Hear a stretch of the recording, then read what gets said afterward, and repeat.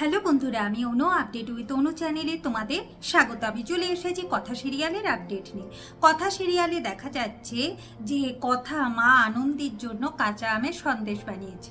অন্যদিকে জয়দেব বিশ্বাস তার ছেলে এভির মাকে দোষ দিতে থাকে যে সে হয়তো এটা এভিদের হাতে তুলে দিয়েছে, কিন্তু সে জানে যে কাজটা সে করেছে। এভির মা সত্যিটা ওদের সামনে বলে না, বলে আমি এত বছর ধরে কাজ করছি, দেখেছেন কি এরকম কোনো কাজ করতে, তাহলে আমি কাজটা করব কি করে। এর মধ্যে চিত্রা এসে উপস্থিত হয়। চিত্রাকে দেখে জয়দেব বিশ্বাস আরও রেগে যায়, কিন্তু যতই রাগারাগি হোক ভুলটা সবার হয়েছে, আর সবাই যদি একসাথে না হয় ওরা, তাহলে কিন্তু কোনো কাজ করতে পারবে না। তাই এরপর ভেবে চিনতে কাজ করতে হবে, এইসবই ওরা ভাবছে। আর কথা আর এভিকে তো ছাড়বে না, এটা তো চিত্রা বারবার বলেই আসে আর ভেবেই আসে। এইদিকে দেখা যাচ্ছে যে মা আনন্দের কিরিট অভিষেকের পুজোতে বসে গেছে কথা, বাড়ির সবাই চলে এসেছে।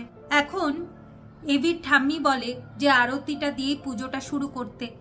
তারপর কথা মায়ের মুকুটটা মায়ের মাথায় পরিয়ে দেয় আর মাকে ধন্যবাদ জানায় যে মায়ের জন্য সে আজকে বাড়িতে ফিরে আসতে পেরেছে আর মায়ের পুজোটাও সে করতে পারছে। কিন্তু একটাই আফসোস যে পাচক মশাই আসছে না। মা তুমি যদি চাও তাহলে অবশ্যই পাচক মশাই আসবে, এইটুকু বিশ্বাস আমার আছে, এই বলে তো সে আরতি শুরু করেছে।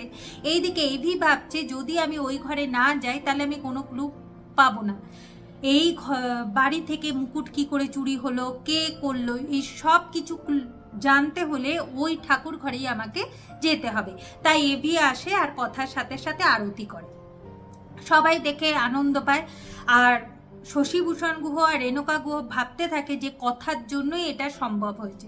সবাই ভাবে যে কথার এলেম আছে, তাই এভি ঠাকুর ঘরে এসেছে, কিন্তু আসল কারণটা কেউ জানে না যে এভি কি কারণে এই ঘরে এসেছে, সেটা শুধুমাত্র কথাই জানে। এরপর দেখা যাচ্ছে পরের দিন নববর্ষ। কথা নববর্ষে ঘরটাকে সুন্দর করে সাজাচ্ছে। সে আবার ঠিক করে ফেলেছে অপরাজিতার আজকে পোলাও বানিয়েও সবাইকে খাওয়াবে। এখন এভি বলে তোর কি আর পড়াশোনা নেই, সামনে পরীক্ষা, এসব করে বেড়াচ্ছিস, যত সমস্ত গোবরগিরি কাজই তোর করতে ভালো লাগে তাই না। এই বলে এভিকে কথাকে খুব বকাবকি করছে এভি, আর বলে যে কথা আমি কোথায় ব্যস্ত আছি, ভাবছি যে কিভাবে চোরকে ধরবো, কার জন্য আমায় লন্ডন থেকে এখানে ফিরে আসতে হলো, আর তুই তো দেখছি বেশ ভালো আছিস, দিব্যি কাজ করে বেড়াচ্ছিস, মাথা থেকে তো এসব চিন্তা দূরই করে দিয়েছিস। ভাব কিভাবে আসল চোরকে ধরা যায় সেটা ভাব।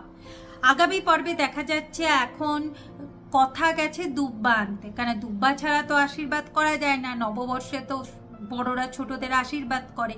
ঠিক সেই সময় দেখে যে ঠাকুর ঘরের জানলার পেছনে কাঠ লাগানো আছে, আর সেই কাঠে লতা গাছ পেঁচানো থাকে, কিন্তু লতা গাছের পাতাগুলো দেখছে মাটিতে পড়ে আছে, আর ওই কাঠের ওপর পায়ের ছাপ। কথার মনে ডাউট হয় যে এই দিক হয়ে কেউ ঠাকুর ঘরে ঢোকেনি তো, এটা আমায় পাচক মশাইকে দেখাতেই হবে। তো বন্ধুরা, বোঝা যাচ্ছে যে আসল দোষীদের ধরার প্রথম ধাপ কিন্তু কথা ধরে ফেলেছে। এরপর আসল দোষীকে সেটা জানবার জন্য কথার দ্বিতীয় প্ল্যান কি হতে চলেছে সেটা দেখতে হলে স্টার জলসা এবং স্টার জলসা এইচডিতে কথা সিরিয়ালে চোখ রাখতে হবে। আমার এই ভিডিওটা দেখবার জন্য আর আপডেট উইথ অনু চ্যানেলের পাশে থাকবার জন্য অসংখ্য ধন্যবাদ।